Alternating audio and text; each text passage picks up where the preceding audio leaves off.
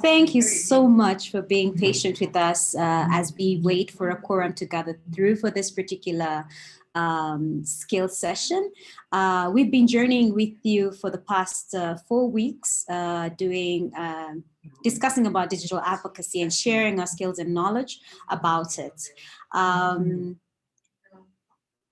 We would like to begin now, and I would like us to be on the same page when it comes to our norms. How are we going to operate in the next 90 minutes?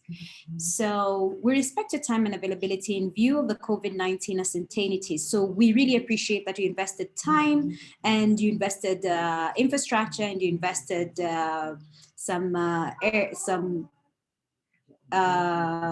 infrastructure and technology to be able to participate today. So we will try and keep within the 90 minutes that we promised this session will be. We would like to ask you to type in your questions and comments in the question and answer box. We promise to save enough time to be able to address your questions and answers at the end of our presentation. Our panelists will use their videos and microphones. All attendees are on mute. If you do wish to ask a question live, please raise your hand and the moderator will unmute your microphone.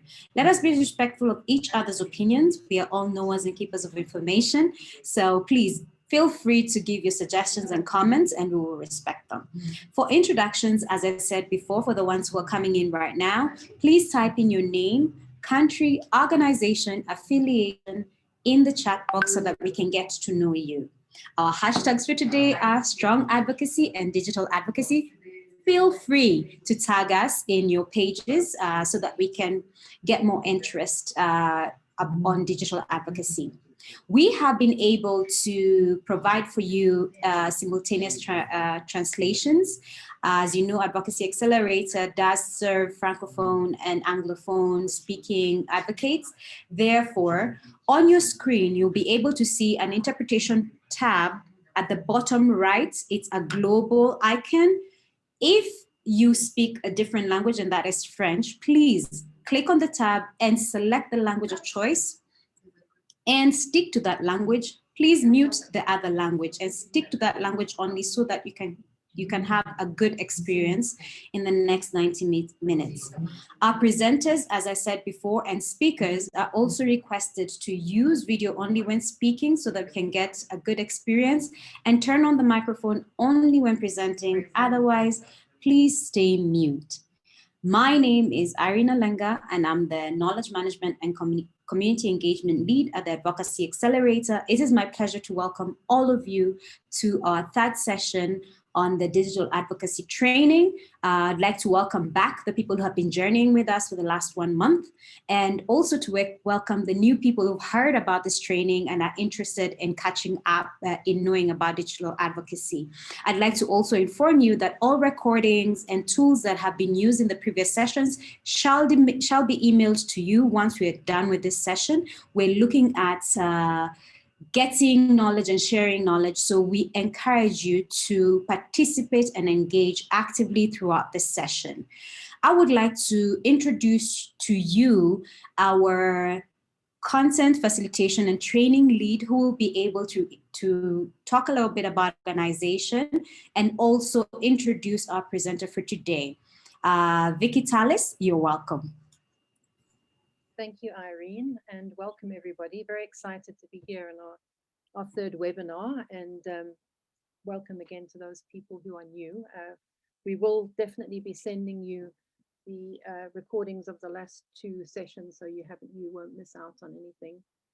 Just to really talk about what we're going to be doing today, I'm going to do a very brief introduction to the Advocacy Accelerator, introduce Phil Wilmot and Pius, our facilitators.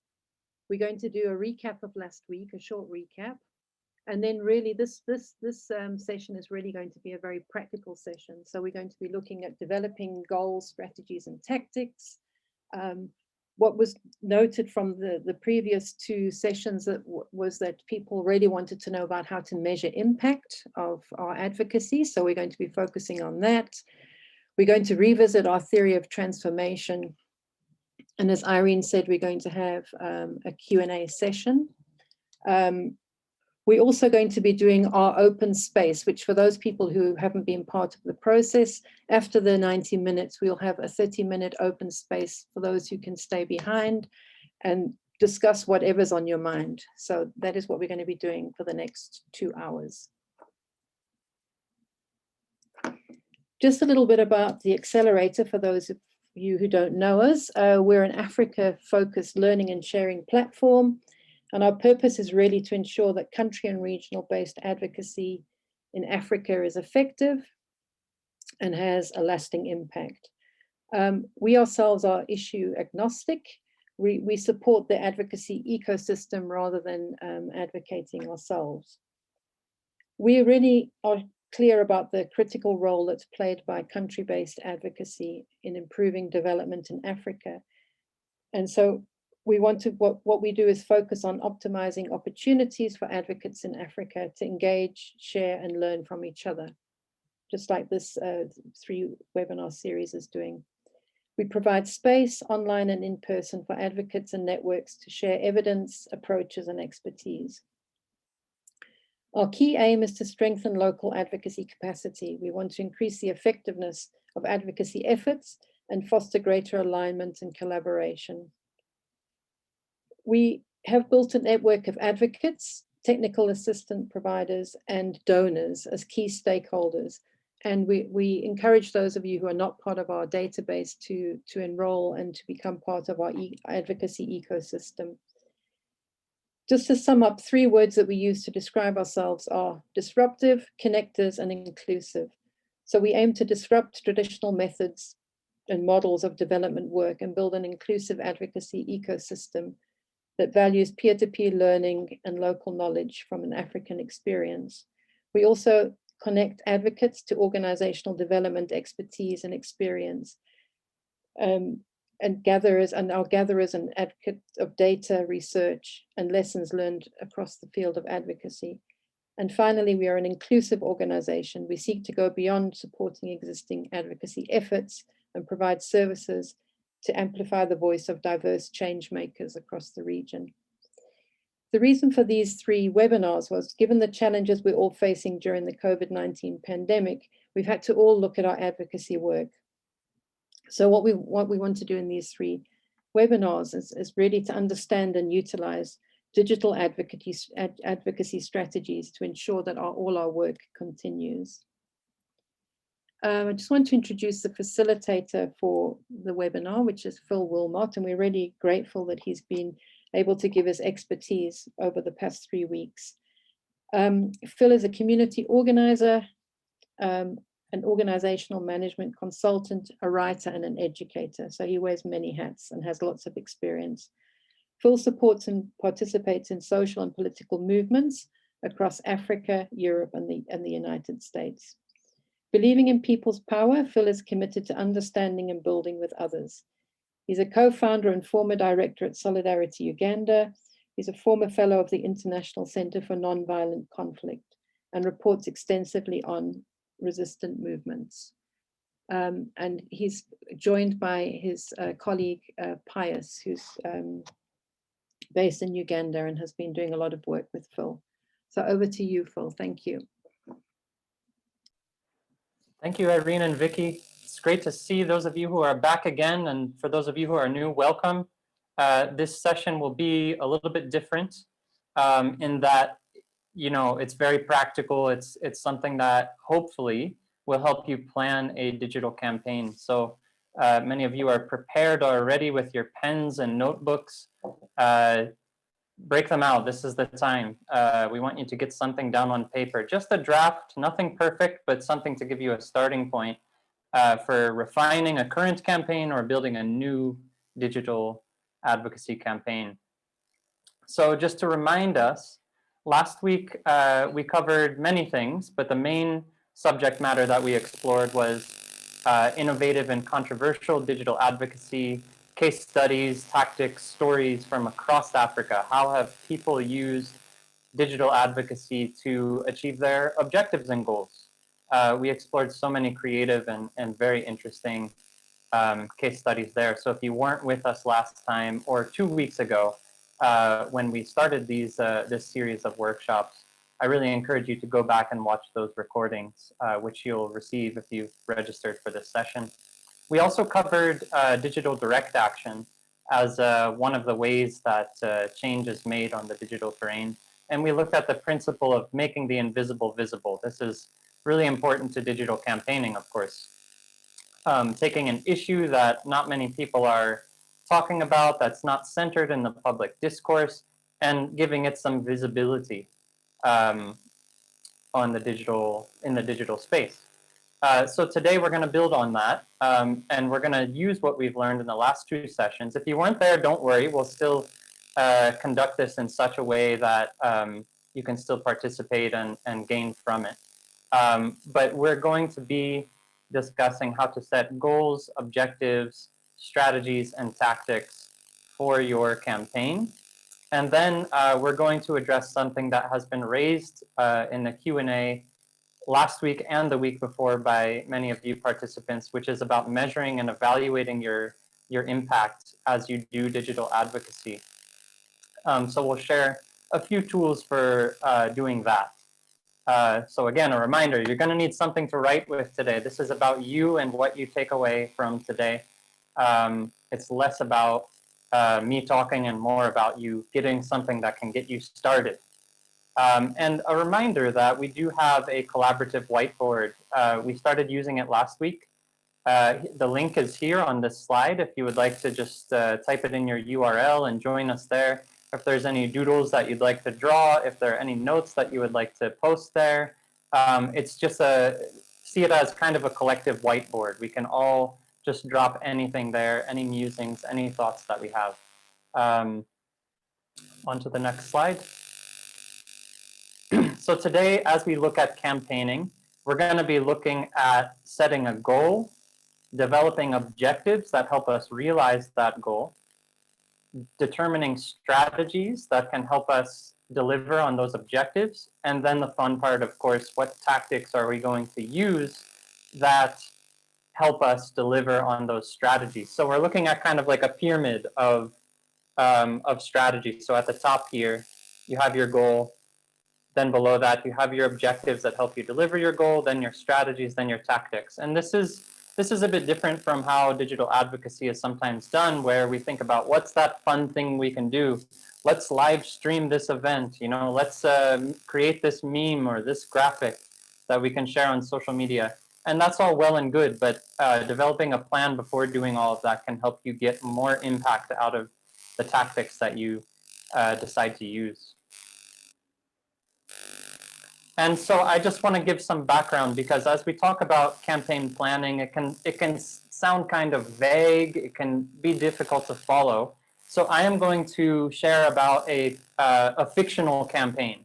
This is not a real campaign. It's just for the purposes of being able to explain how to develop a campaign. So a little bit of background on the campaign that I am developing here. There is a group called the Benet. This group is a group of indigenous people in Mount Elgon, the eastern part of Uganda, or what is considered Uganda by the state of Uganda, and almost bordering Kenya. And they have lived in the highlands, the moorlands of this mountain for many, many years. And through many historical events, the changes of government regimes and leaderships within the government of Uganda, they have been forced out of their ancestral lands, and their access to those lands and the resources within them, the caves, the forest, etc., has been restricted through the use of violent force, amongst other sanctions by the state. And currently what this community has been doing, not only currently, but historically, they have raised many petitions, you know, nationally, locally, nationally, internationally, continentally, to get access to their land, which have more or less fallen upon deaf ears, and they haven't been able to succeed in securing their rights as indigenous people and the rights of the local ecosystem for all of these generations. And recently they've started waging a lot of campaigns with direct action, with occupations, with protests, different kinds of tactics that they've been using in order to secure their historical indigenous ancestral lands in Mount Elgon and get access to these forests and other resources that exist. So this picture of this tree is one of the many trees, of course, in this forest. And so I'm just going to kind of like build on this campaign just for purposes of argument and explanation. And so I want to set a goal for my campaign. When you're setting a goal, one of the first things that you should consider is sort of like generally, what do we want to achieve?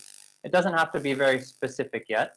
And in this case, I've set my goal for this campaign as somebody that's working together with these indigenous groups, which is stop all destruction of trees in the indigenous ancestral lands of Mount Elgon. So I've stated it here, and I'd like you to take a minute to set a goal for your campaign.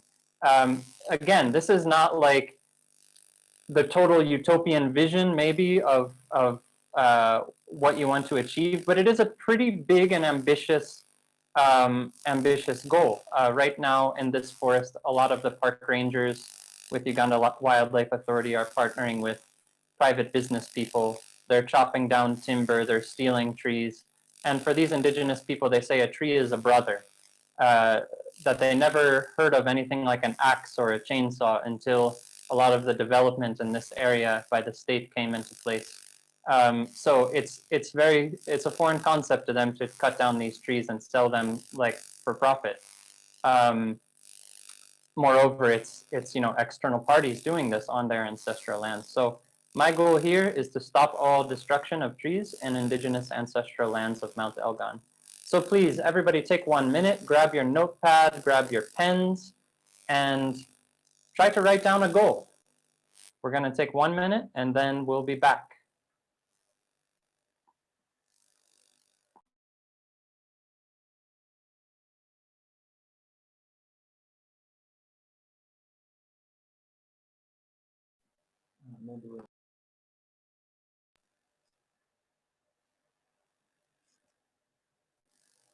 It's still there.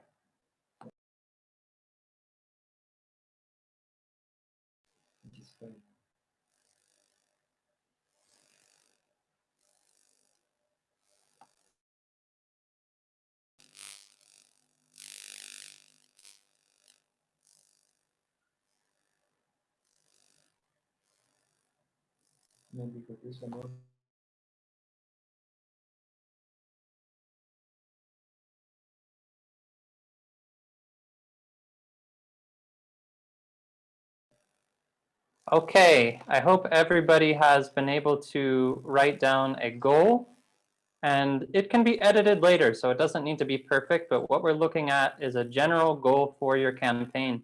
Please feel free to type it into the chat, those of you who have written down a goal. It'd be great to see what you all have come up with.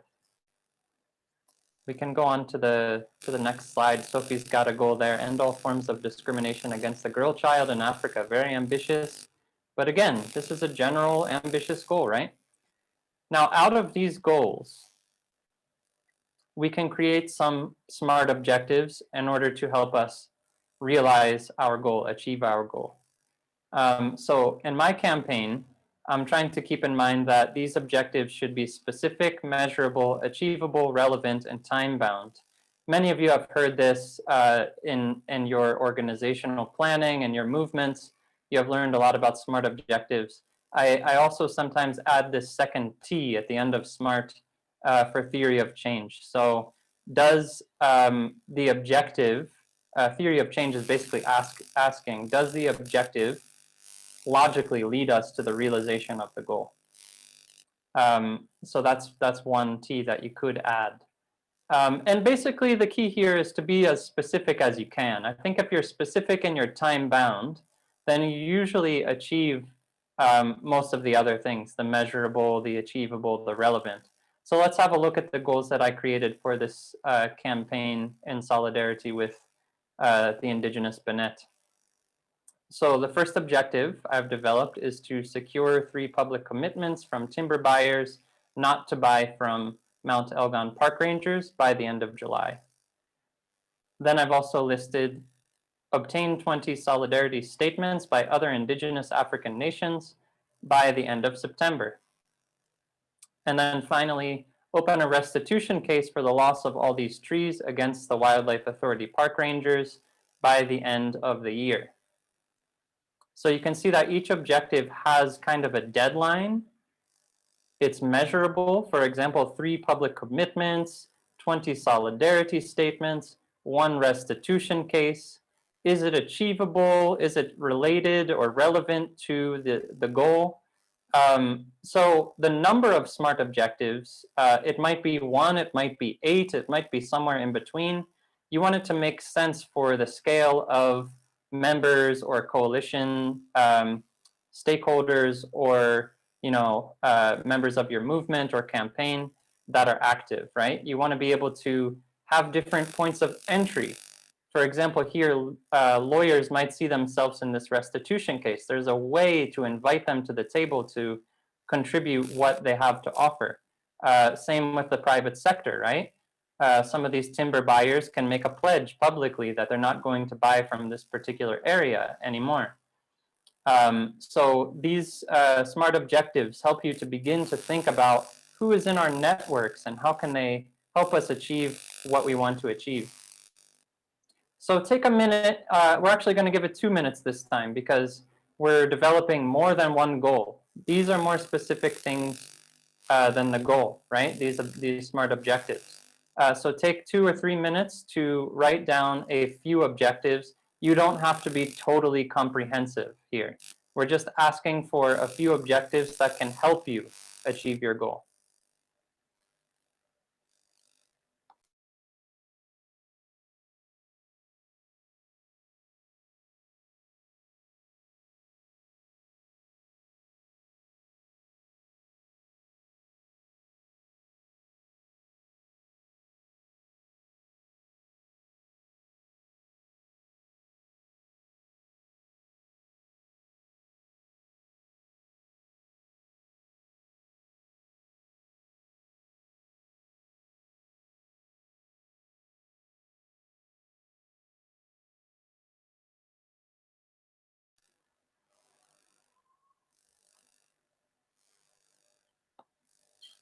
Excellent. I can see Mababuri has the goal of achieving durable peace in Burundi.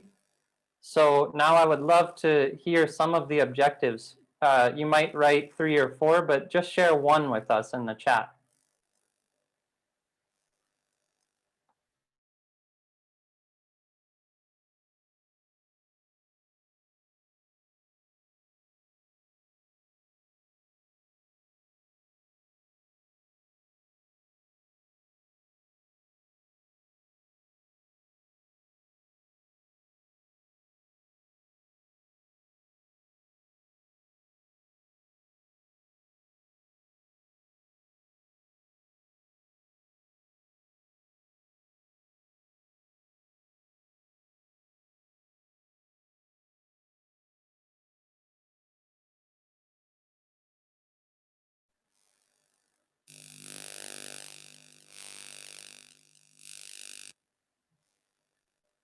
So Ibrahim has proposed an objective, thanks Ibrahim, to sensitize women and girls on human rights.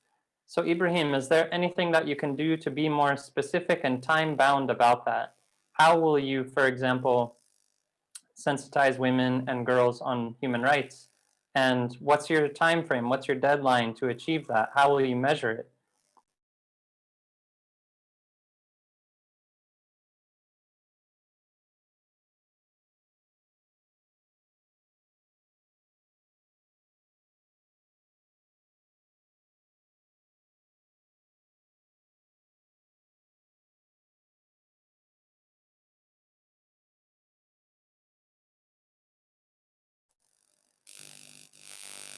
So what makes the goals and objectives different? A goal is kind of this big thing that you want to achieve.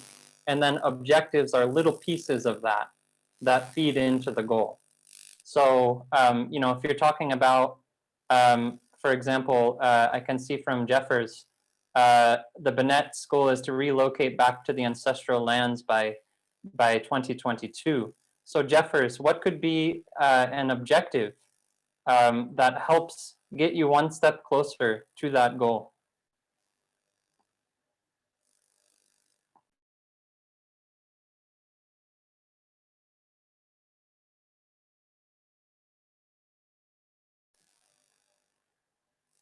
Here's a good example from SOLA, whose goal is to raise awareness for the public to invest in mental health.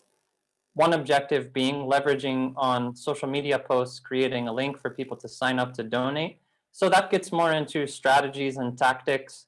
So SOLA, could you develop an objective for us, which is very specific, measurable, achievable, relevant, and time-bound?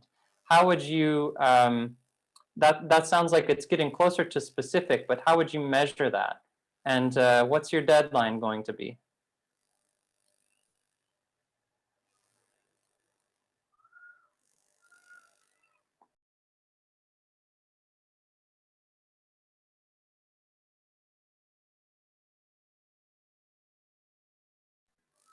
I can see some folks are a bit stuck. Please feel free to use the Q&A button at the bottom. If you have a question about the difference between goals and objectives, this would be a great tool to use. Just click that Q&A button at the bottom and share a question, because at the end of our session today, we'll have some time to explore the difference between all these tiers of strategic planning. I think we can go to the next slide. I know there's still some confusion around goals and objectives, but let's try to get through all of it, and then we can loop back around and address some of those concerns. So once you have your goals, then you have your objectives. Now each objective needs a strategy to deliver on that objective. So here I have just to remind us of our three objectives for the campaign that I'm developing. I'm going to just explain the second one, which is to obtain 20 solidarity statements by other Indigenous nations by September.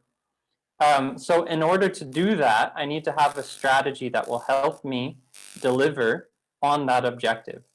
So my strategy, for example, will be to build relationships through social media and invite many of these nations, members of these nations, for a Zoom briefing. So we'll do something where we tell them about the challenges that we're facing, the injustices that we're facing, and what we intend to achieve within the next few years to stop the destruction and sale of these trees on Indigenous lands.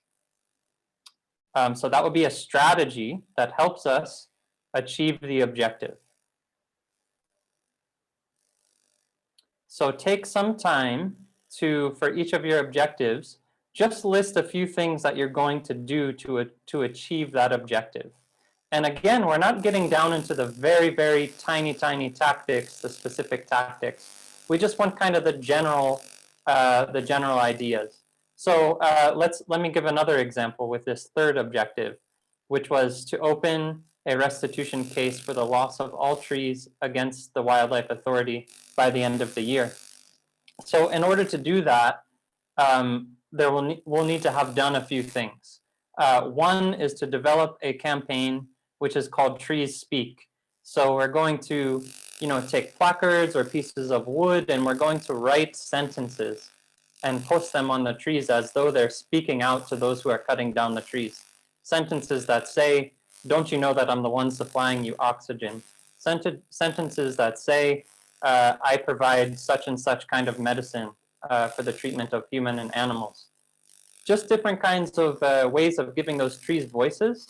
And we are also going to generate interest in our case by, whenever we're using media, we're going to mainstream national and international law on environmental rights, Indigenous rights, and all this kind of thing. We're going to use that in our messaging in order to entice legal support.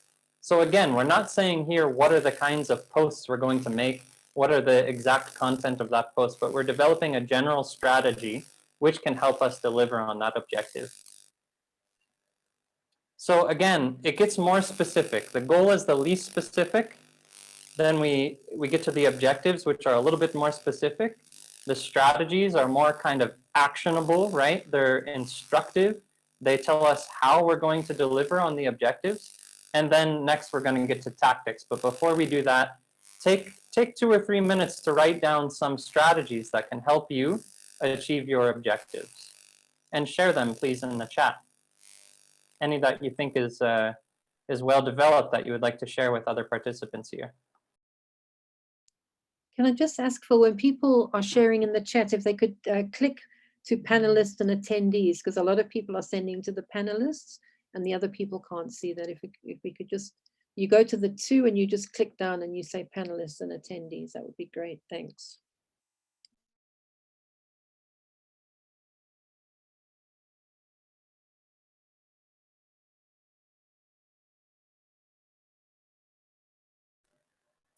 Melvin has one that I think is a great example, a sensitization meeting with the Minister of Education and Minister of Health on national sexual and reproductive policy and its application within the education and health sector individuals.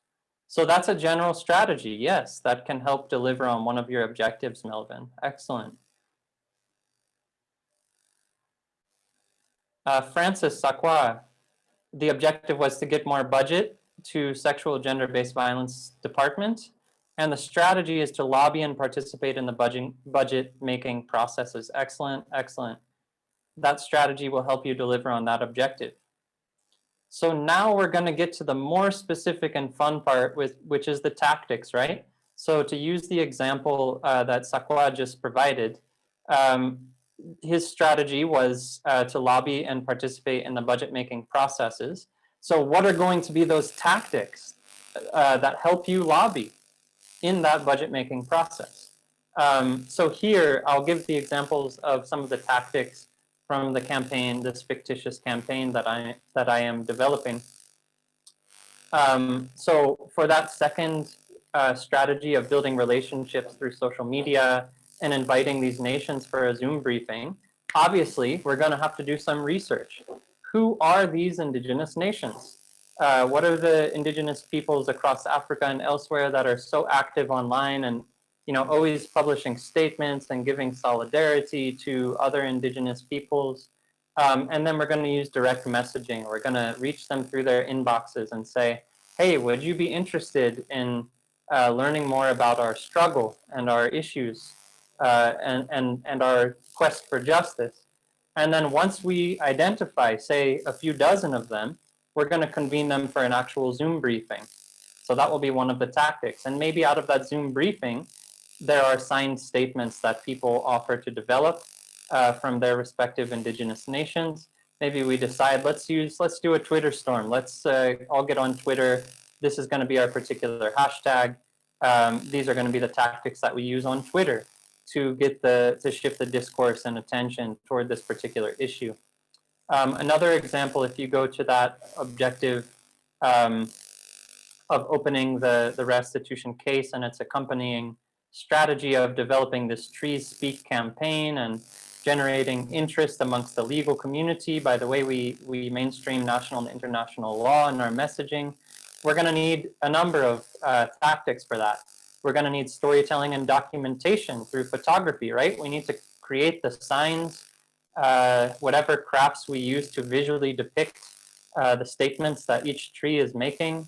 We're going to need to do some direct action of quote unquote trespassing back into our indigenous lands. We are going to need to share those through local radio. We're going to need to be telling people about this campaign and how they can participate. We're going to maybe be posting these pictures on social media and tagging particular relevant groups and individuals. And then, of course, we have that idea of convening the Zoom briefing, perhaps for legal partners, inviting different lawyers and law firms and legal support organizations and even international legal support allies to the table to learn about our issue and this particular campaign to save the trees. So these are all, these tactics can be a list. You win by, taking 1,000 steps, right? You don't just do one tactic and then everything is finished. And this, we often get burnout. We often, as we're campaigning, we get disappointed that, oh, we tried A, B, C, D, and it didn't work. Well, it's not that it didn't work, maybe. Maybe it's just that it's one step amongst many in order to cross the finish line and achieve what we set out to achieve. People can get very tired and disillusioned as they go on and feel like they're doing so many tactics, sometimes with high risks, and they're just not succeeding in their own view. But each of these tactics helps us get one step closer to what we achieve. So this is why it's really important, for our movements, our campaigns, our coalitions, to actually build a strategy and not just start with the funnest tactics that we have in mind. Of course, tactics are a lot of fun. It's, they open up new opportunities. So we can't, perfectly predict what will happen, but we can at least do some level of strategic planning using this goals, objectives, strategies, and tactics. So now I'd like to hear in the chat from all of you. Tell us about some of the tactics that you are going to use in order to deliver on your strategies.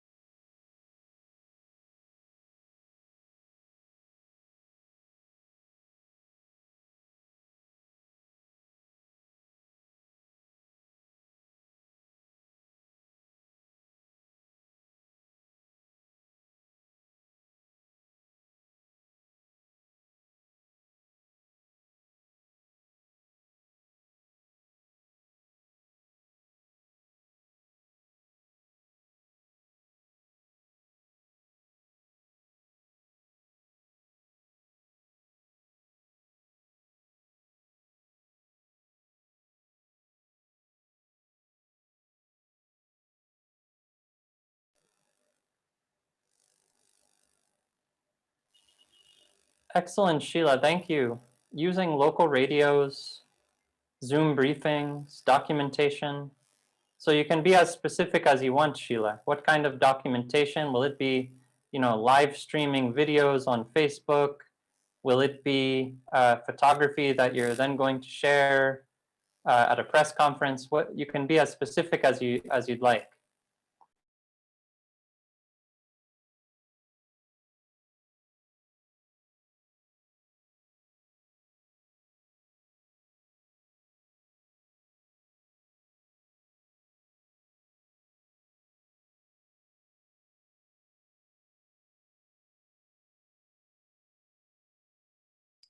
While people are doing that, Phil, can you just some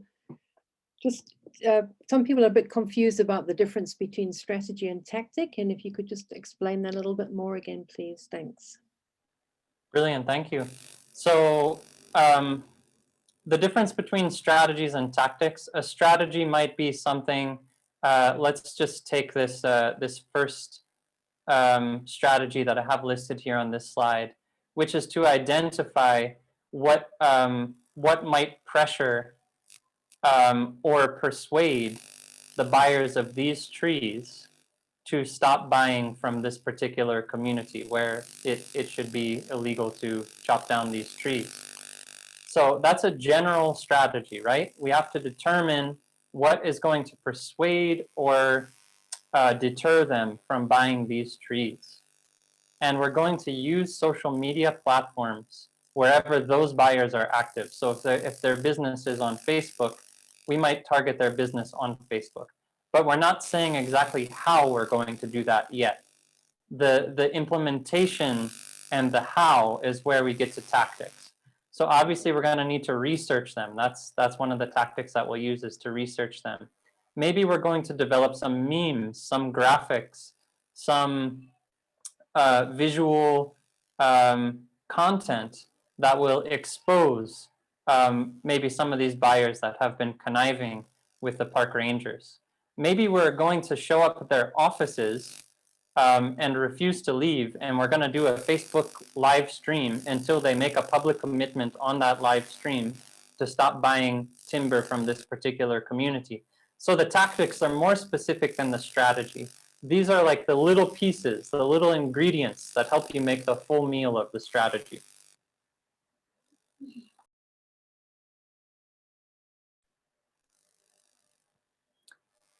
Melvin has shared some ideas here. Thanks, Vicky, for reposting that. Melvin says that there will be recordings of videos, infographics created, printing brochures, live video conferencing, using local and national TV and radio platforms. So these are the specific ways that the tactics will feed into your strategy to achieve that objective.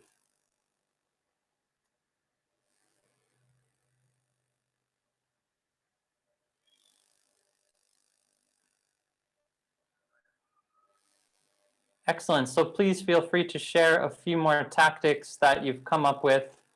And again, be as specific as you'd like within our chat here.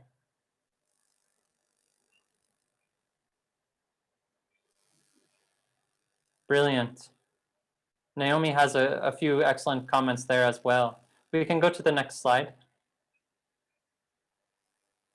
So let's just remind ourselves again. I know this can sound kind of abstract. Let's remind ourselves again just about how all these four pieces relate to one another. First, we have our goal, right? This is our big, grand goal, this general thing that we're trying to achieve. In my case, that is to get, to put an end to the destruction and sale of trees on this indigenous land. And then we have beneath that usually a number of objectives, of SMART objectives. These are a little bit more specific than the goal. These are pieces of the goal that help us realize and attain the goal. And then for each of those objectives, we need to develop strategies. How are we going to fulfill those objectives? These strategies are the general ways that we are going to fulfill the objectives and realize the objectives.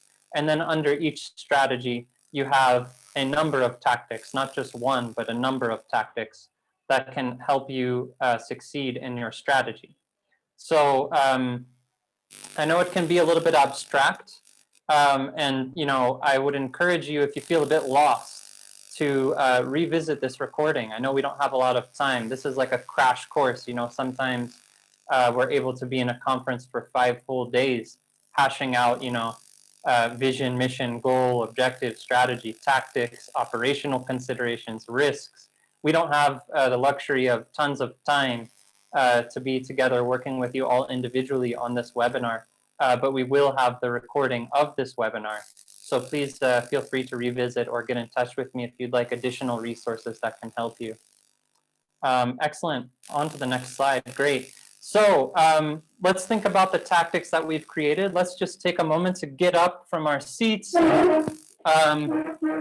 a little bit, and let's grab something around the room that to us represents a tactic that you would like to use as a part of your campaign.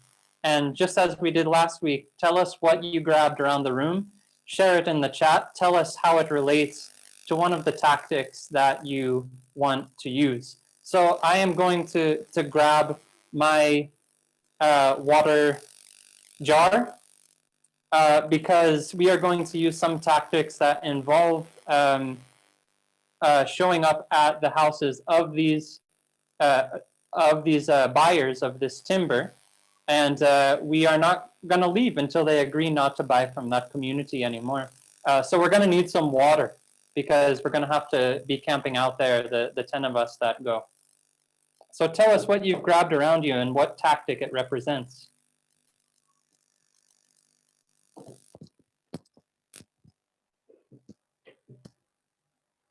So Amazu has a pen and a book and a smartphone. Tell us, Amazu, how are you going to use those? How does it represent the tactic that you're going to use?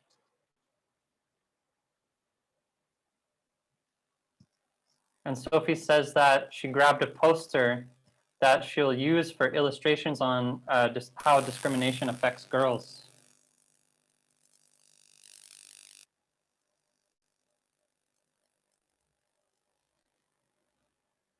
And Priscilla says that she has a pen representing the sessions we shall write out for the religious leaders and cultural leaders. Deo, you grabbed a chair. What does the chair represent? What kind of tactic? Are you going to do a tactic with the chair?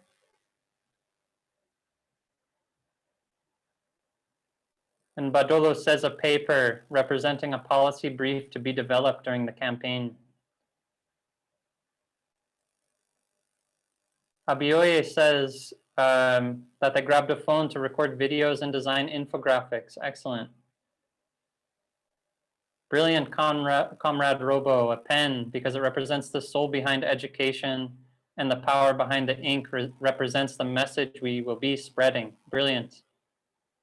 Nondo, tell us why you've grabbed that camera. What are you going to do with the camera? Or what does the camera represent in relation to the tactics that you want to use?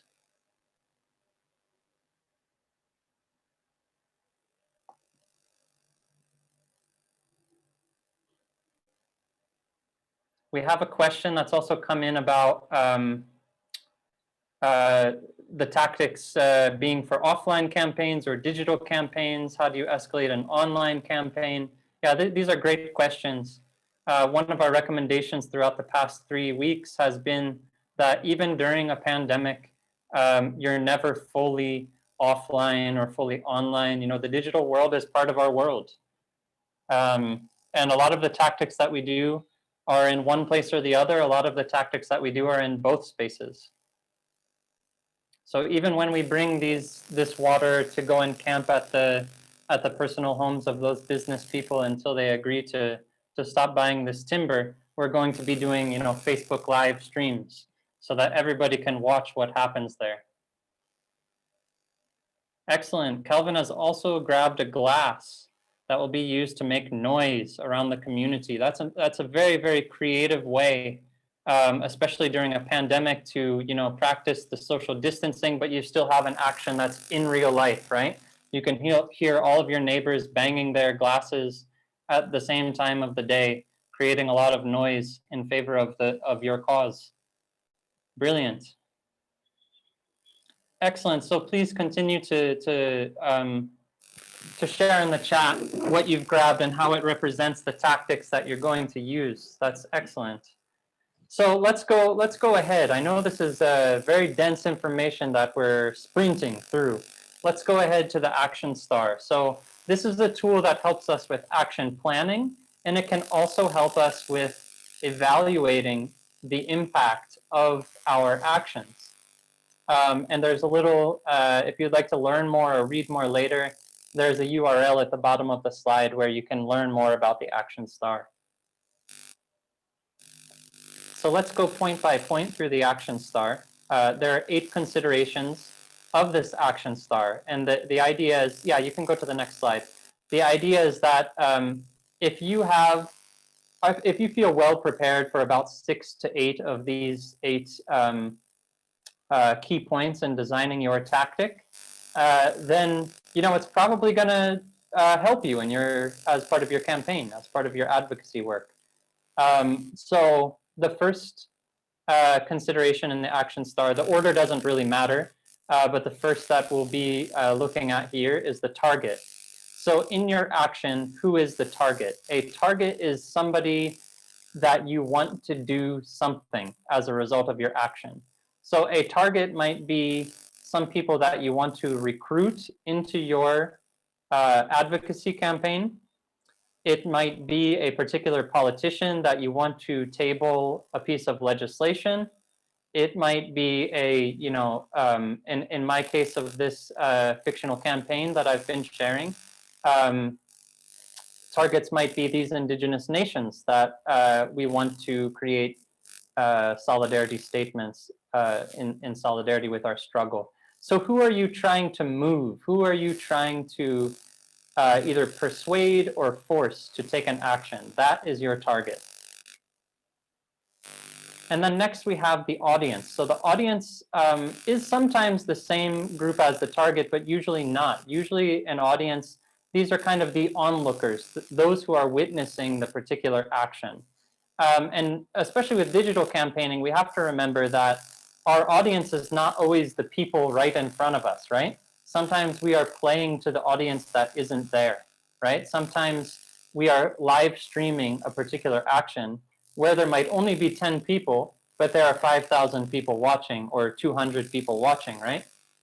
So the audience, this is the people around, the onlookers. Has your action considered this audience? And how do you want them to respond or behave as you carry out this action? What do you want to get out of them? So if your action has considered that, then it means that you've prepared for this piece of the action.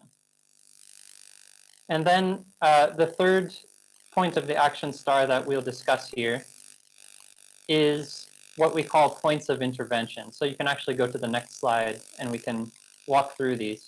So points of intervention, basically, it's asking the question, where will you carry out the action? Or in some cases, when will you carry out the action? And there are 6 points of intervention. The one that we usually think about is what we call the point of decision. That large gear that we see in this graphic, the point of decision.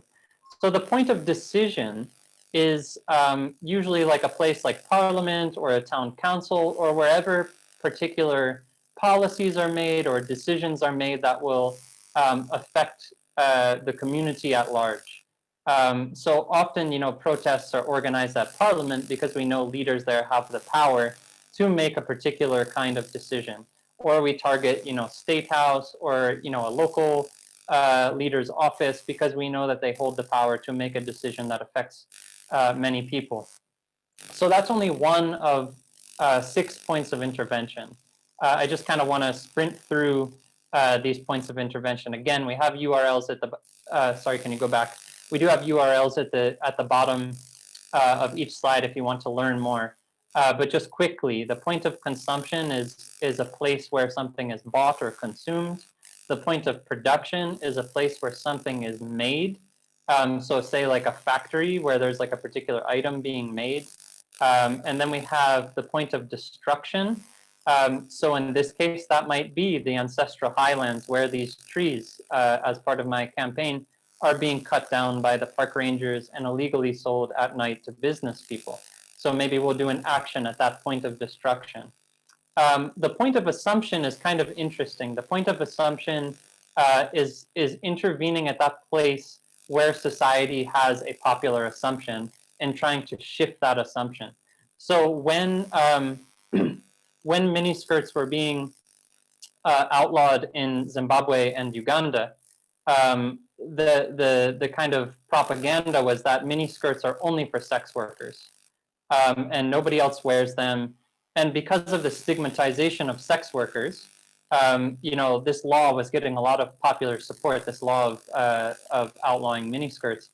And so what lawyers in some of these contexts did, especially the women lawyers, they wore these miniskirts and did marches or did, public actions.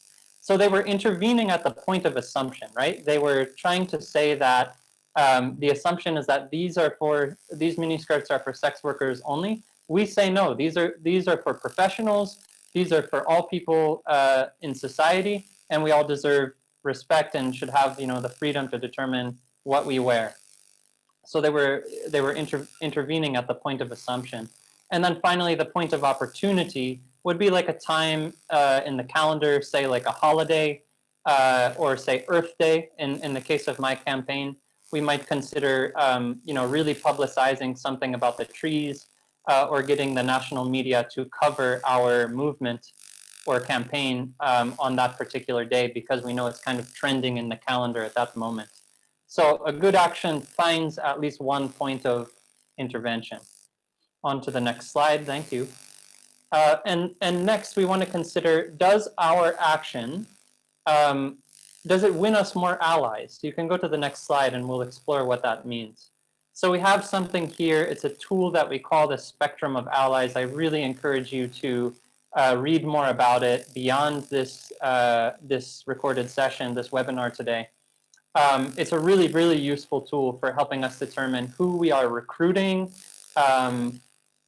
and how we are getting people to become more active toward the issue that we are campaigning on. So on the left side of the spectrum, on that light gray little segment, you have your active allies. These are the people that you can always call upon.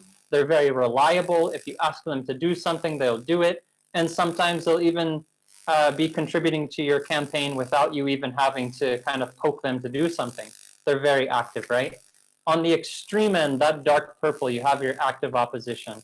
So these might be, in the case of my campaign, this is like the leaders of Uganda Wildlife Authority, especially the business people that are making these illegal sales of timber, right? These might be particularly powerful people within the state that are allowing all of this to happen or that are benefiting from it in some way.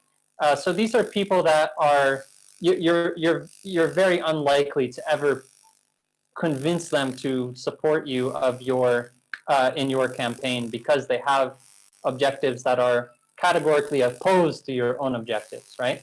And what we often do in campaigns is we make the mistake of, you know, putting all this legwork, time, resources, money into, for example, collecting signatures for a petition.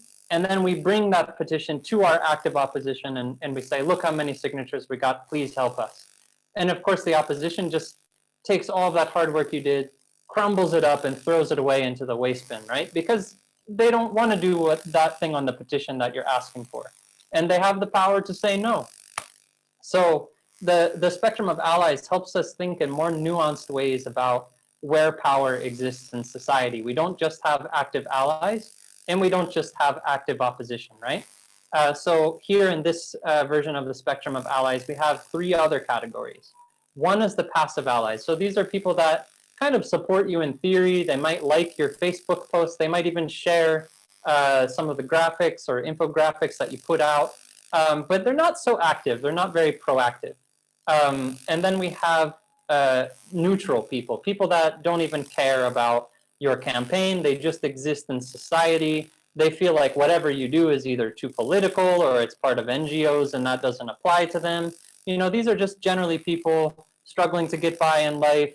They're not really against you, they're not for you, they're just there neutral in society. And then you have demographics and groups and individuals that represent your passive opposition.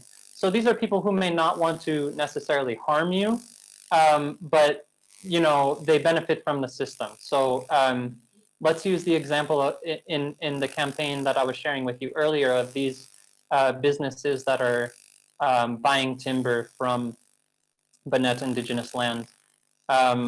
They may not have any negative sentiment toward the Banat.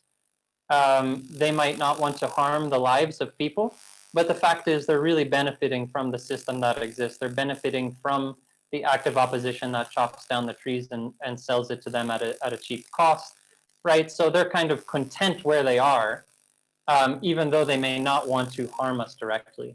And so the basic concept behind this spectrum of allies is that you want to shift those three middle segments, one segment to the left, toward you. So in other words, the passive opposition, we want to neutralize them. We don't want them to harm us anymore.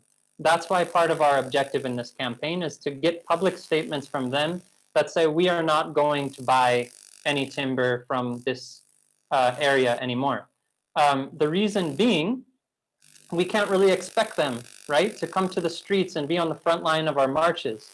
We can't expect them to like get behind our campaign and like really be active, but we can neutralize the negative impact that they're having on us. And then the neutral segments here. Often they just need to be, you know, educated on how this issue or this campaign affects their lives as well. Or maybe even just the fact that the campaign exists, right? And if we can develop tactics that help educate them on that, perhaps they may not be our best active allies, but we can at least make them a little bit of passive allies, people that are there, you know, sort of to give us loose, moderate support every now and then. And then the passive allies, sometimes we just need to invite them to the table, right, to make them active allies. So the idea is you're pulling the whole spectrum a little bit closer to you. That's the idea behind the spectrum of allies. And so how does that relate to our action and tactical planning? you just have to ask yourself, does this action pull the spectrum of allies a little bit closer to us? There's a lot more to say there, but we'll keep it at that for now. And then the fifth piece here in the action star is, are you telling a story, right? Are you framing the narrative of your campaign in such a way that activates people? And we don't have time to go into this today, unfortunately. You can follow that URL on the slide if you would like to have a worksheet about story that can help you with your action design. But just quickly to say that, you know, your opponents will have a story, right? They have a framing about what's happening. The park rangers say that this is national land that's protected, and we are selling these trees, you know, to support the livelihoods of park rangers, right? They have their story, their propaganda. So how are you telling a story that challenges that opposing story and undermines the assumptions and propaganda that is being centered? So there's a lot to say about story, but please follow up in your free time with that URL. And then here we have the next piece, the sixth piece of the star. I'm going to try to finalize here just in a few minutes. But this piece is the capacity. So how does the action build our own internal capacity? Does it, for example, recruit more members into our campaign? Does it build our knowledge and skills? Have we learned something from doing this? Does it maybe build our reputation or connect us to potential funders, right? So how does it kind of build our own internal capacities? That's one thing to consider in designing your actions and tactics. The next one is the action logic. So action logic is basically a fancy way of saying, does the tactic make sense to somebody who's watching it happen? If you have to explain why you're doing the tactic at length, then it's not designed well, right? Somebody should be able to just look at your tactic and know, oh, that's what those people are doing, and that's why they're doing it. So that's what we're talking about when we say action logic. And then finally, we have values. Does your action or tactic speak to the common values that society holds? And even if your issue is not popular, for example, if you live in a context that's very repressive toward LGBT plus members of society, you know, and populist against such members, you know, saying that your campaign for their rights is about love versus being about human rights, the value of love might resonate in the hearts of the general public more than the value of, say, human rights, depending on your context. So it's about, you know, finding that emotive thing that really resonates with the values that people hold dear to themselves. And of course, that varies context to context.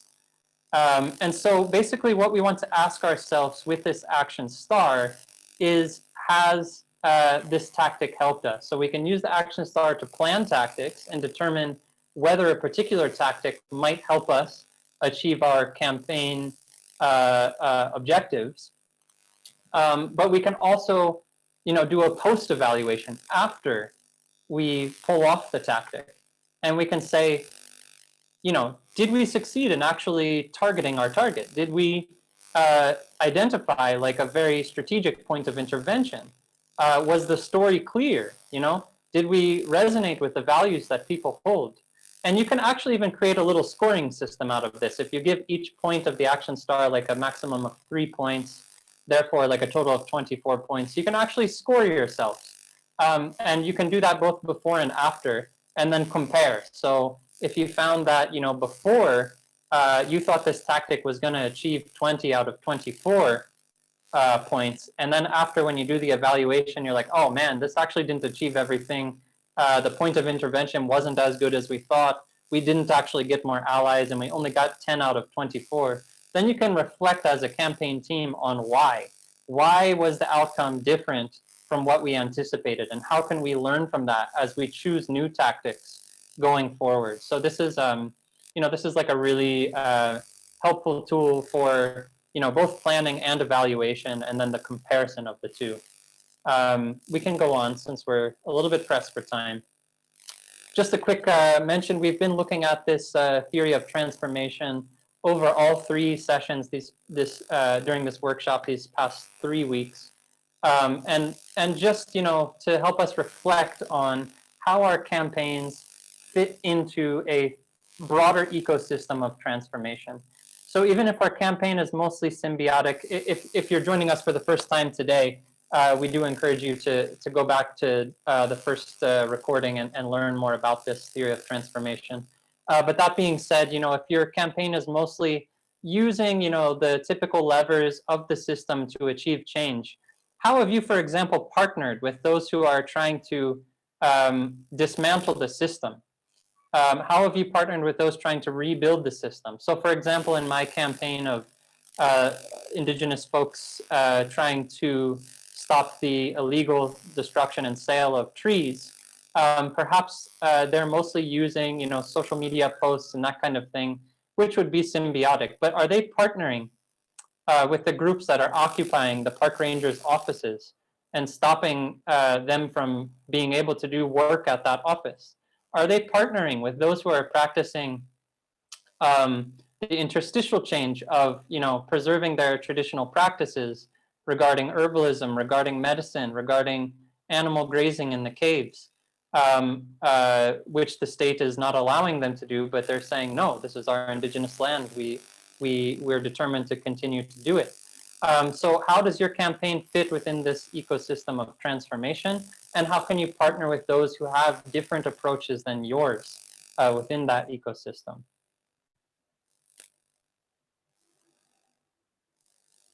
And finally, let's have a quick look at the whiteboard again. Helen, are you able to pull that up for us and we can just have a look together?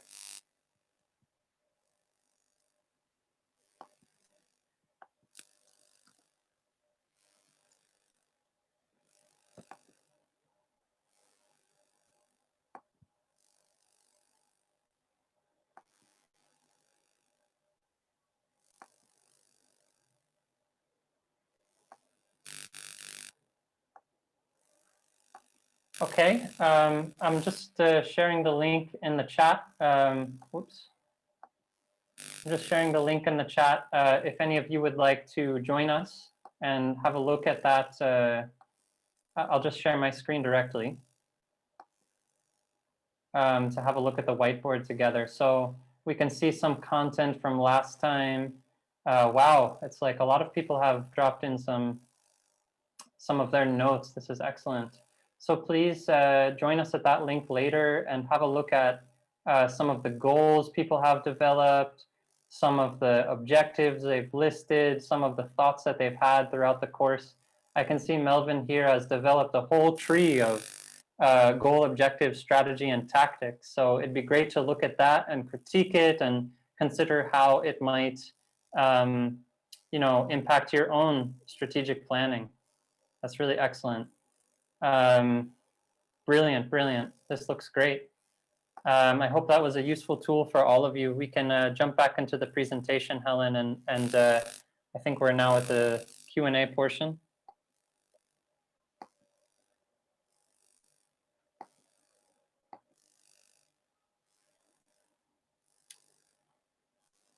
Yeah, so just a quick reminder of what is and what isn't digital advocacy. This is a slide we don't have a lot of time to jump through, but I think, you know, for me, what I keep repeating is that, you know, digital advocacy doesn't replace other forms of advocacy, it supplements them. Even during a pandemic, there are many ways of taking action beyond the digital terrain, which are safe, which protect the participants. You know, so let's not, you know, consider this like a categorical shift over to the digital terrain just because we have a pandemic on our hands. But let's try to use it more strategically in ways that can supplement other ways that we're doing advocacy. So you can have a look at that slide later, and I think we can just go to the Q&A. I don't see any additional questions in the Q&A that I haven't addressed already in the course of this. I'll ask Vicky and Irene, have you seen anything come up in the chat? Is there anything that you would like us to discuss here? I haven't seen anything else in the chat. So if people have questions, it would be great if they could just jot them down quickly now so that we use the last 10 minutes to answer some of the issues that people have. Irene, have you seen anything? No, I haven't seen anything, but I'm populating the whiteboard, so please do go there and have a look at the goals and objectives that you have set up.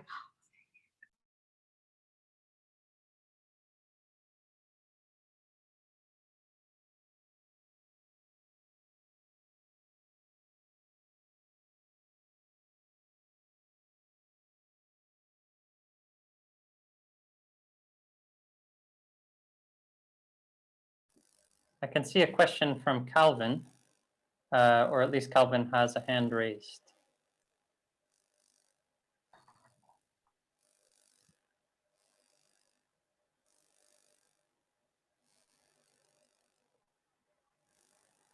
Calvin, could you share your question in the chat?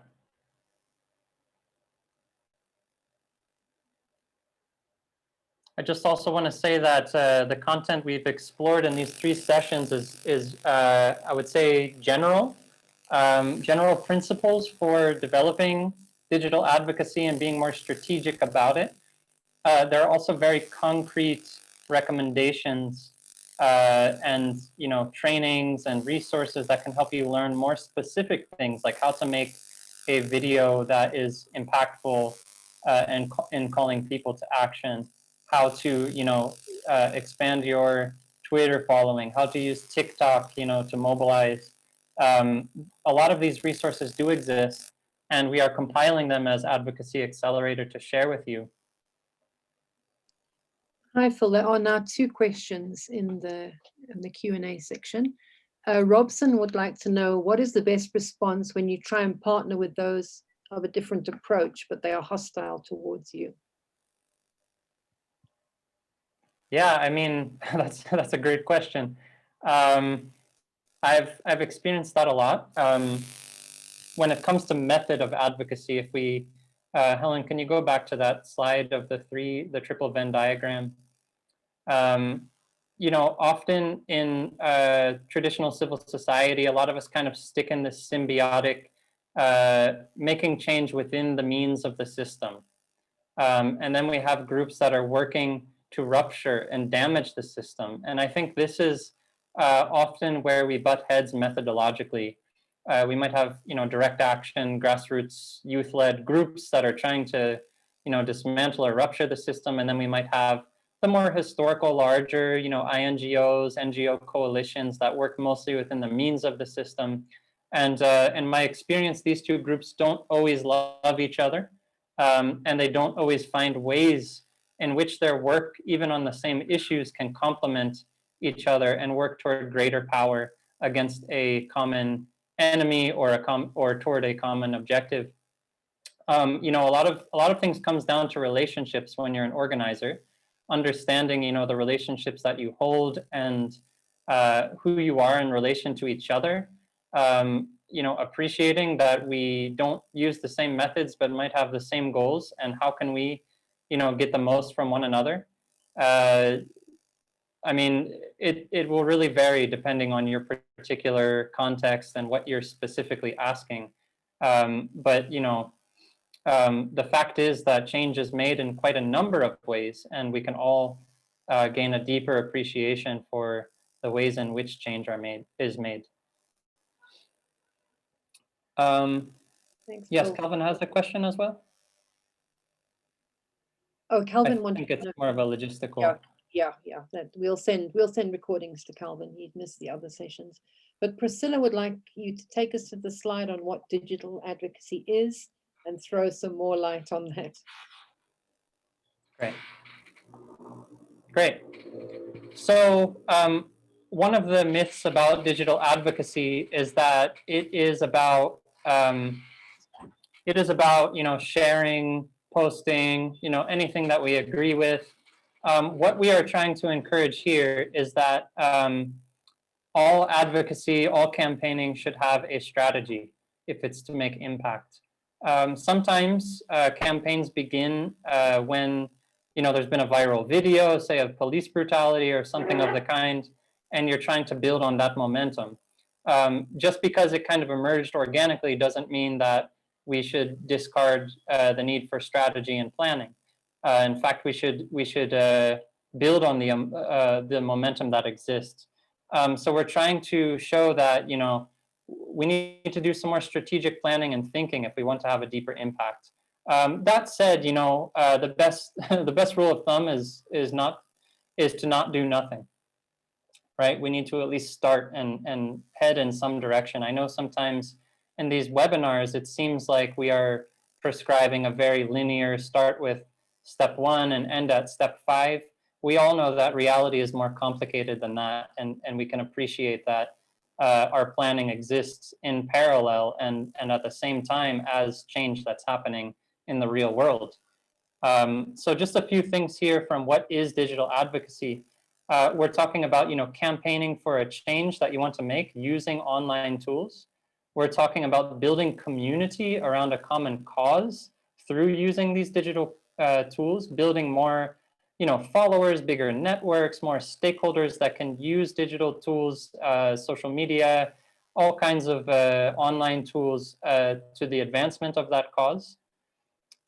We're talking about leveraging the unique power of the digital terrain. There are things that we've discussed in previous sessions about what digital tools offer us, which we might not have elsewhere in the quote unquote offline world. And then, we have this kind of category here, which you can read about what digital advocacy is not. I won't go through all of them. But I think, this idea that, we're just posting anything that comes to our mind and we're clicking like, and we're just sort of using social media with our own values. To me, I don't think that's necessarily advocacy. I think, advocacy has a kind of campaign plan that's built in and very specific goals and strategies that help you achieve something. What else do we got here, Vicky? Yeah, then we one last question from Naomi, a very good question. Launching a campaign can be unpredictable at times. What is your suggestion on the next course of action if the results of a campaign fall short on the intended goals and expectations?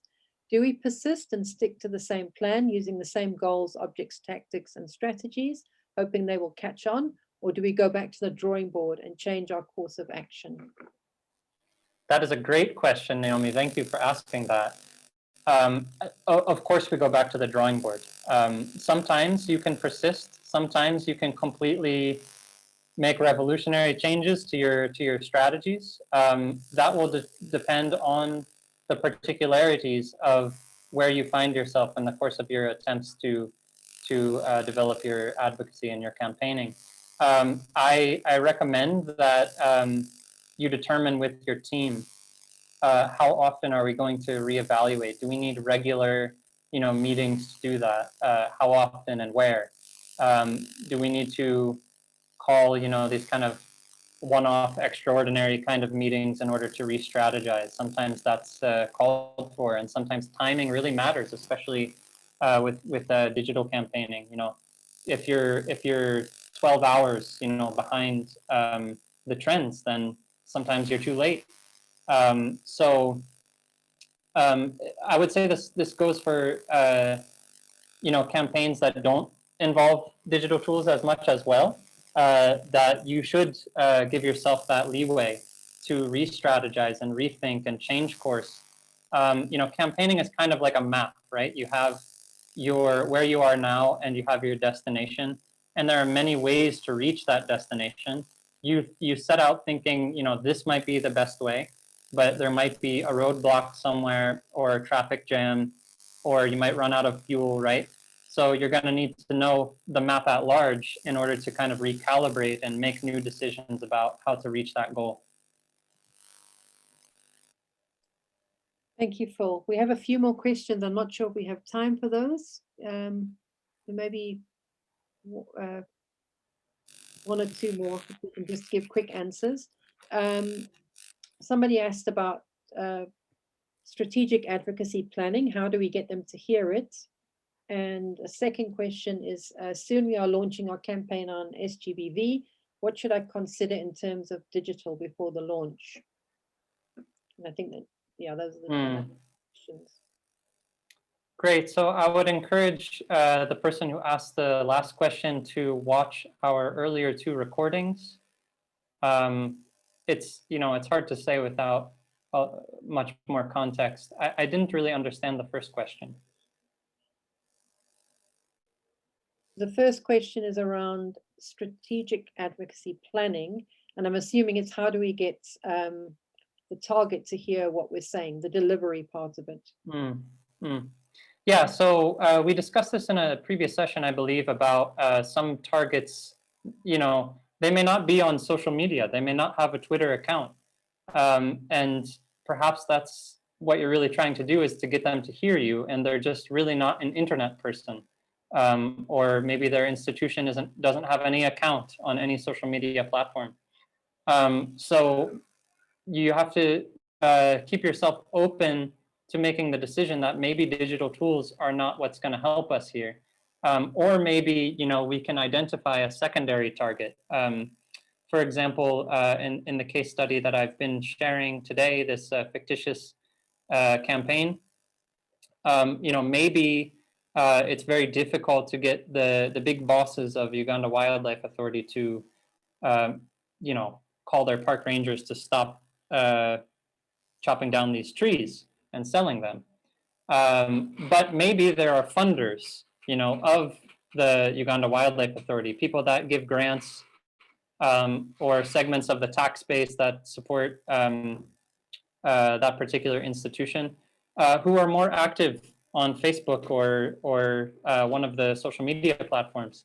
And maybe you can, create some kind of tweet storm or something to, ask them, can you freeze your funding unless these people promise to stop chopping down these trees? So sometimes you can kind of use digital tools to pressure a secondary target that, will of course in turn pressure your primary target.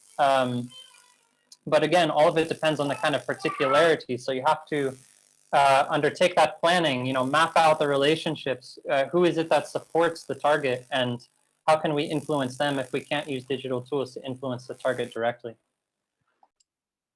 Thanks a lot, Phil. I think for those people who can stay on for another half an hour, maybe these are some of the issues that we can kind of take up in that half an hour.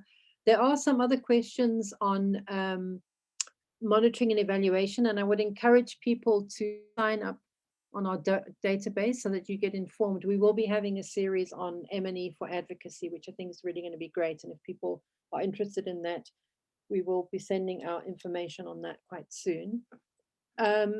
Just in terms of where we're going from here, a lot of people have asked about the recordings and the presentations of the 3 webinars. We will be sending that out. And then we're also going to be sharing more resources, some of the toolkits that Phil has shared already, but there are other toolkits that we will be sharing with you. So that's what we'll be doing in the next few days. And we'd also invite you to join fellow members in developing your advocacy strategies. I mean, we want to keep the conversation going. On that note, I'd just like to thank everyone for joining us. It's been really great, and thank you, Phil and Pius, for your facilitation. Thanks for everyone who's really participated, and there's been some fascinating things in the chat, and we will capture all of that. We would like just to take a minute of your time for you to fill in the poll. It's really important for us to know what you enjoyed, what you didn't enjoy, so that for future webinars we are meeting your needs. So if we could just launch the poll, please. Thank you. So once we finish the poll, we will be shifting over to the open space. So please feel free to join us for discussion after this. Thank you. I know Phil or Irene, you'd like to say anything before we close this session?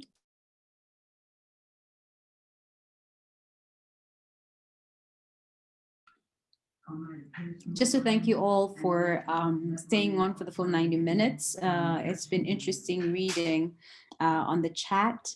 I think the mural will be open. You're welcome to add on your goals, objectives. There's some post-its that have already been put up, so you can be able to populate it a little bit more when you have more time. We do have webinar sessions as well, and our next one is on the 29th for the French-speaking advocates in the group. Please, please, please do visit our website for more information, and yeah, we'd like to see you again participate in our activities. Please find our communication lines, we call them engagement pathways. Join our community on Twitter at Strong Advocacy. We do have a closed Facebook group where we host a community of practice. That is Advocacy Accelerator on Facebook. Just look for it and apply, and you'll be able to be accepted into the group, and you can continue these conversations from there. Also, our email address, our website is advocacyaccelerator.org. We'll be happy to see you come and read more, get more resources, because that is what our platform is. We're supporting strong advocacy, and we would like to strengthen your capacity to be able to do advocacy in the continent. So, Phil, let me just pass on the mic to you for a closing of the session before we go to the next session. Great, much appreciated to all of you. Is the poll working? For me, it doesn't show that it's working, and I just want to make sure that as the facilitators were opening it up to everyone that can take it.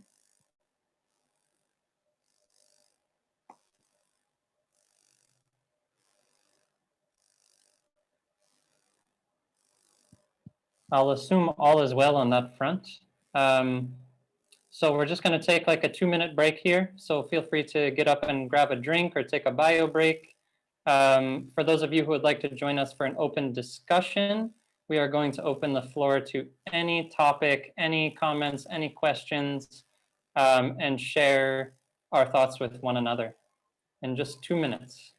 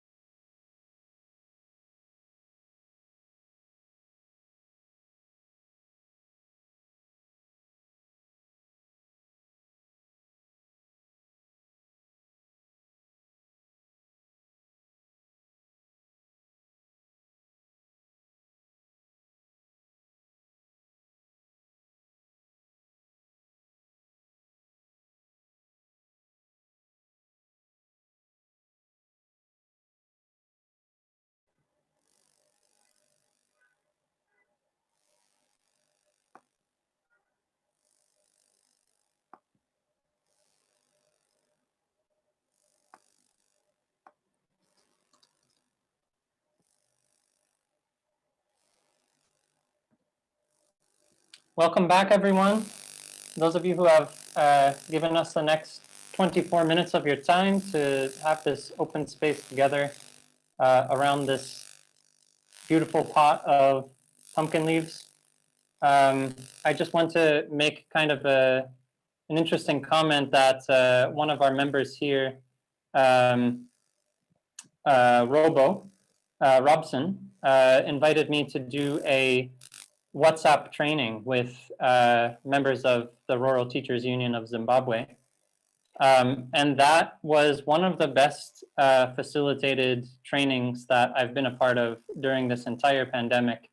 And I think really reflected the value of using the tech that people have access to. We discussed that last week.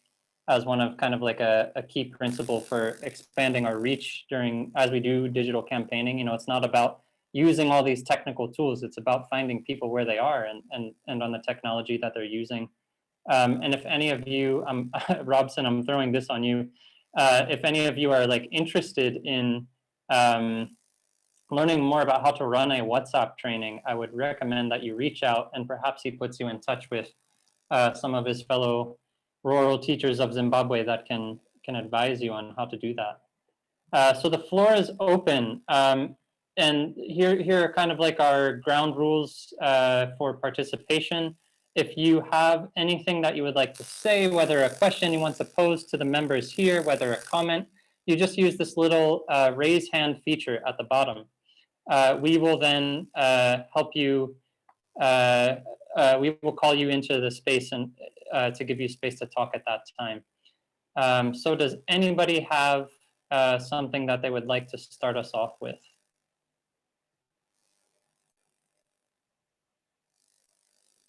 Just use the raise hand feature. Otherwise, you can keep your microphone muted unless we call on you.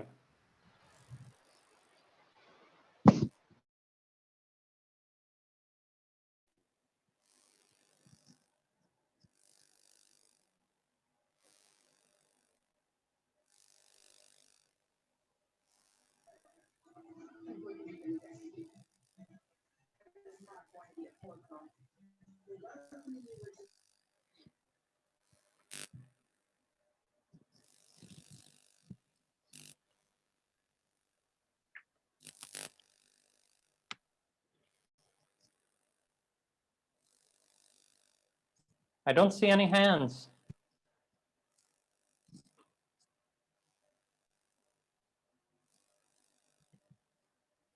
Feel free to type something in the chat if you're not comfortable speaking out loud.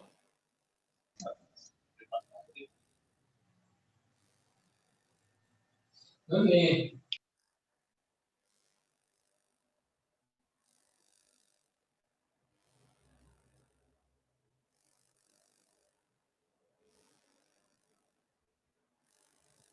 Maybe Yes.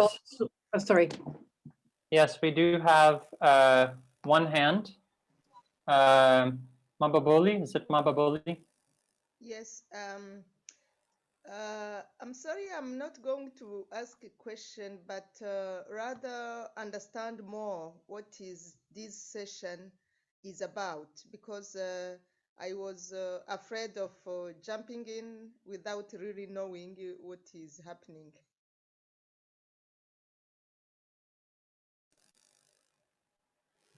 Thanks for appreciating. We appreciate your participation. Did you hear me a question? Yeah, I think this session is about anything you want to make it. It's already as an open session. So whatever issue you want to raise, comment or question, please feel free.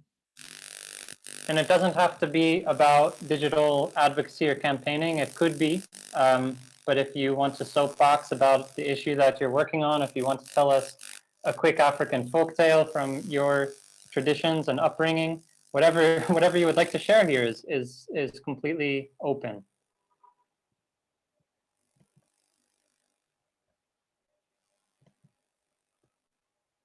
Do you see my hand? No, we don't, but please, Okay, I can please share go. with us.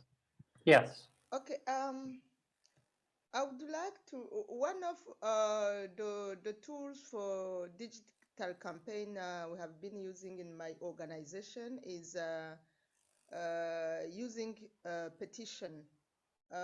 We have recently issued a petition to ask for the release of a young woman who has just been imprisoned, being accused of assassinating her husband. But knowing those circumstances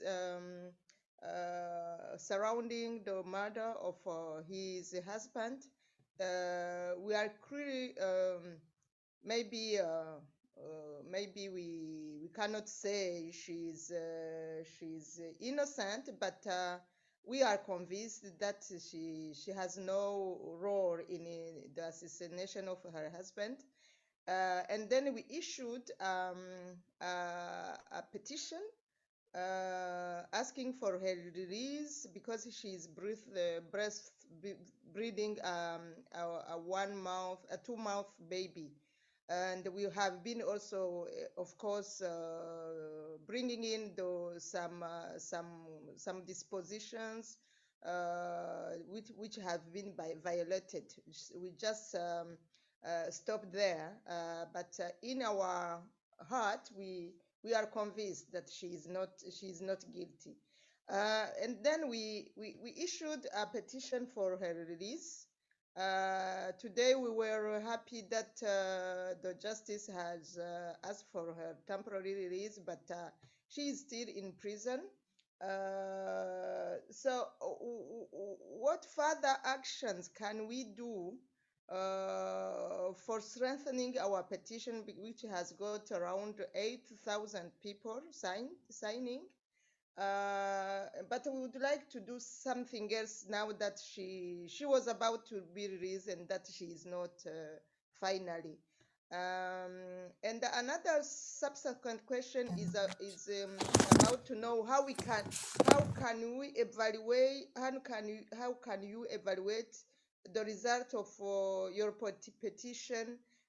Of course, you send it to some people, those who are in decision making, like the president, the Minister of Justice, etc., the Human Rights Commission, and they receive it. You don't know if they have referred to, or when you see, for example, people sharing, liking, and seeing, viewing, even if they don't sign. So how can you evaluate the impact of your petition, considering all those what happened around the petition? Great. So we have heard our first subject for discussion. If you have a response, please raise your hand. I'm going to put Pauline and Robson in the queue. And meanwhile, if you have a comment to make on this particular topic, please raise your hand.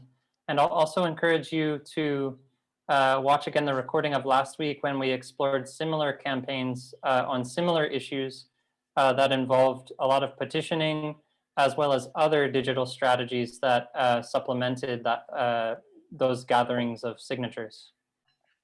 Okay. Is there anybody that has a response to this particular topic?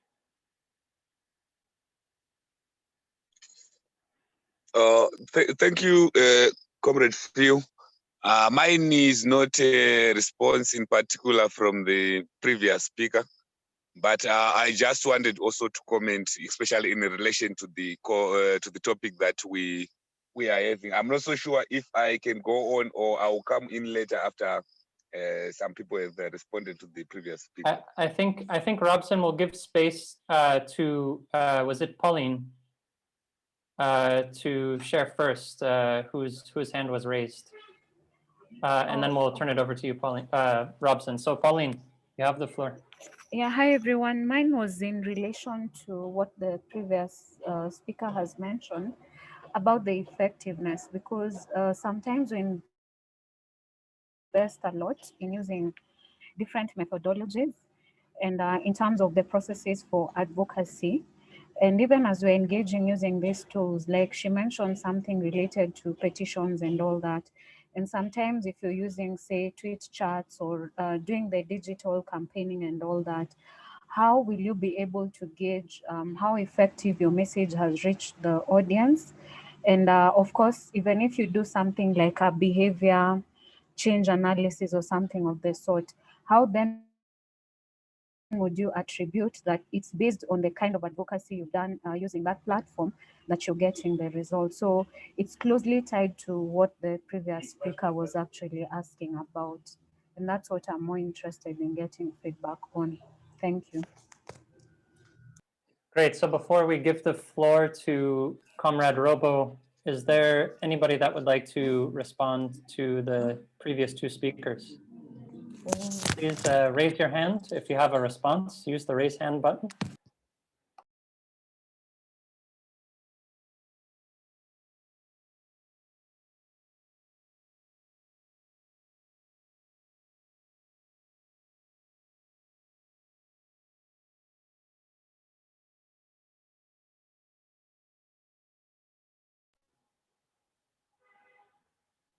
All right, I'll encourage us, since I don't see any hands, if you have a response to any of those topics raised, please use the chat and we can kind of keep a sidebar going on that.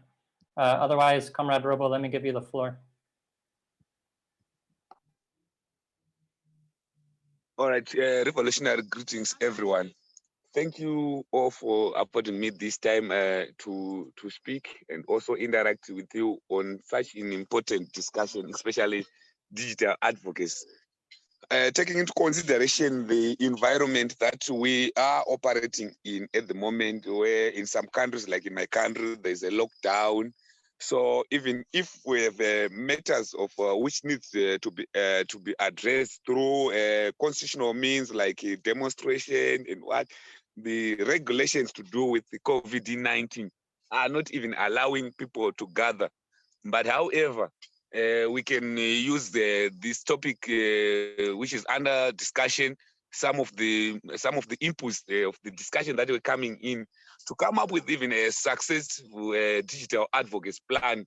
I just want to give an example of what we are doing at my organization at Amalgamated Rural Teachers Union of Zimbabwe. Right now, we have a campaign that is running through digital advocates. That is the hashtag Save Our Education Zimbabwe, where we are putting our grievances to the authorities, mainly the government of Zimbabwe, where we are demanding access to quality education, where we are also demanding government to fund the education sector, and also setting aside funds for the provision of safe learning during the COVID-19. We have seen a situation whereby education has only been reserved for a few elite children of the elite who can access education during this time through online, but the rest of the 90% of the majority of the Zimbabwean were not accessing this because they had no infrastructure material which can facilitate their learning through this pandemic. And also we are demanding the government to protect the right to education, and among other grievances that we are having. But we are using social media, simply putting the demands we are calling.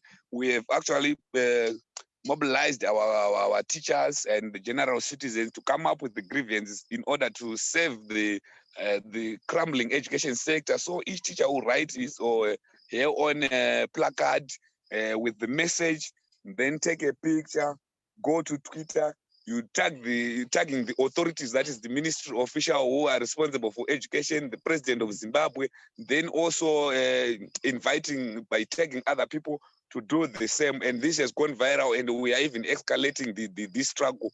But we use digital advocates through platforms like Facebook, Twitter, WhatsApp. But it is really working, and we in future we are escalating even this struggle to greater heights as well. So we are also even writing some of these articles, sharing with comrades even to get regional and international solidarity.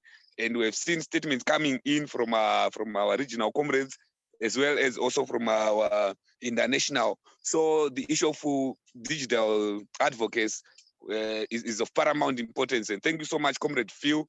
To those whom we are having this discussion with, if we are also having campaigns, please, let's make sure we reach out for solidarity even from comrades from Zimbabwe, comrades from other countries, so that we can actually be together even in solidarity in terms of campaigning, use digital advocacy. Thank you, Robo. Does anybody have a response to Robo or any of the previous contributors here in this discussion? Or if you'd like to start a new topic or question, just use the raise hand feature. Well, can I just quickly respond to the issue about measuring impact? Because it is Sure. a much longer conversation that we can have now. And it is something, as I said, that we will be taking forward. I mean, I think that it's very complex, isn't it? But I think that the action star is a great way of starting to look at measuring impact. So, did you reach your target? Did you make any changes with allies, for example? And obviously, we know that advocacy is a whole lot of little steps to reach that end goal. So, I mean, it's about looking at those steps. But we will definitely be taking this conversation forward. So please, people, if you are interested, sign up, and we will let you know when we're doing the M&E for advocacy sessions. Thanks. Yeah, great. I'll also add to that something here in the chat. If you want to have a look at this link, there is a university in my home state of Pennsylvania that has developed this database of campaigns throughout history. It's obviously not comprehensive, but they use a scoring system. So if you go to that link, you'll see that these different case studies have something called total points out of 10 points. And this is one way that they kind of monitor and evaluate the success of campaigns, of particularly nonviolent campaigns.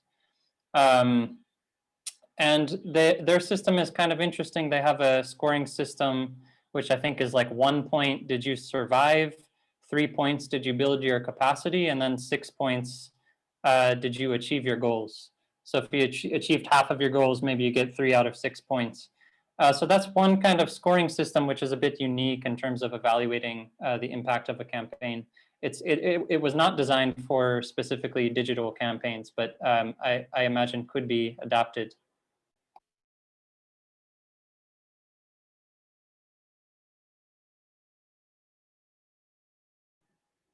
Alvin has a comment there that's quite helpful in the chat as well. I've personally used tools like Tweetbinder to look at the interactions and follow through comments, what people are saying, and the comments build my process further.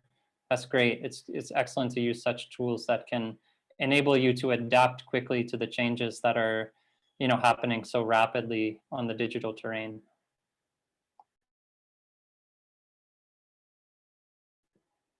Anybody else have some tools that you use similar to that, or ways that you are able to monitor and or adapt as you do your campaigning?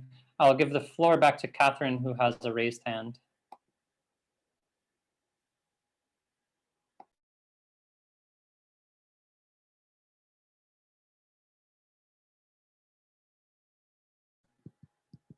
Catherine, over to you.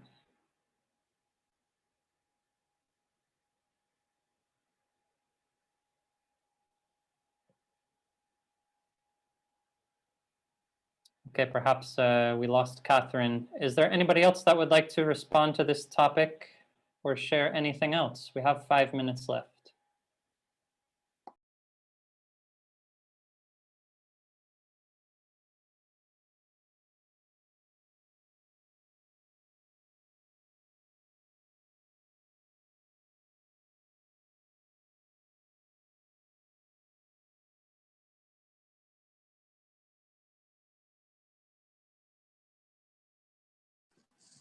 Yes, Catherine, I can see your hand. Are you with us?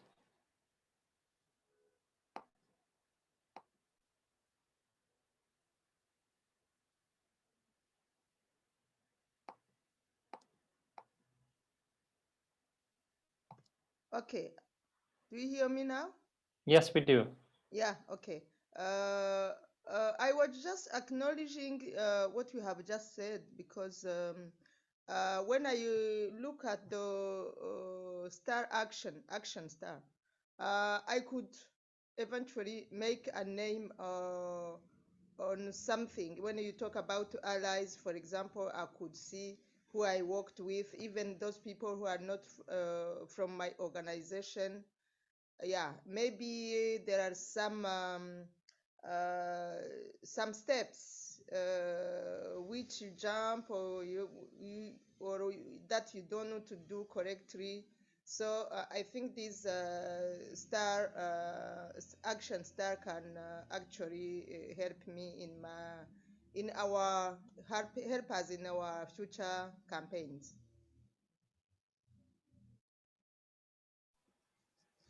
That's great to hear. Is there any other comment from anybody before we break off?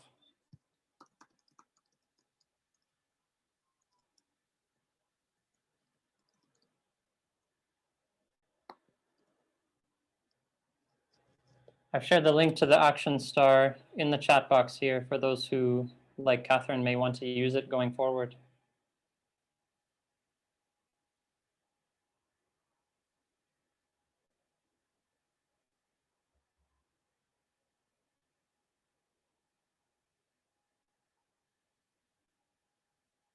Brilliant. Is there anybody from Advocacy Accelerator that would like to say anything in closing?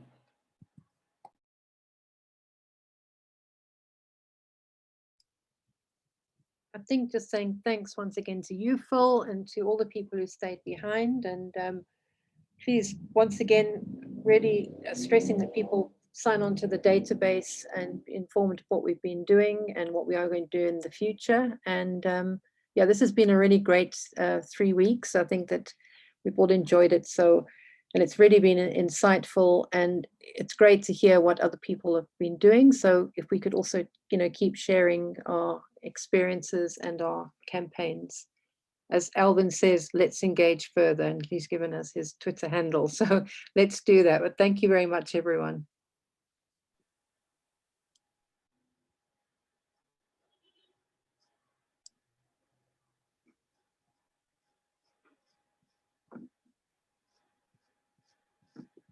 Thank you, everyone. Be well. Yep. Go well, everyone. Bye. Bye.